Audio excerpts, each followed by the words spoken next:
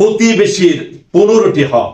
আমরা তো অনেকে প্রতিবেশীর হক সম্পর্কে অবগত না, কিন্তু নবীজি সাল্লাল্লাহু আলাইহি ওয়াসাল্লাম হাদিসের মধ্যে ইরশাদ করছেন, মান কানা ইউমিনু বিল্লাহি ওয়াল ইয়াউমিল আখির ফালা ইউজি জারাহু। যে ব্যক্তি আল্লাহর প্রতি, পরকাল ভিত্তিক জীবনের প্রতি বিশ্বাস রাখে, সে যেন তার প্রতিবেশীকে কষ্ট না দেয়। তার মধ্যে 1 নম্বর হলো প্রতিবেশীর কষ্ট দেওয়ার থেকে বিরত থাকা।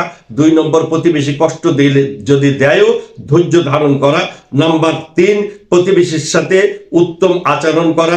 নাম্বার 4, প্রতিবেশীর সাথে সম্মান দেখানো, অর্থাৎ সম্মানমূলক আচরণ করা। নাম্বার 5, প্রতিবেশীর মুসিবতে সাহায্য করা। নাম্বার 6, ঝগড়া বিবাদ থেকে বেঁচে থাকা।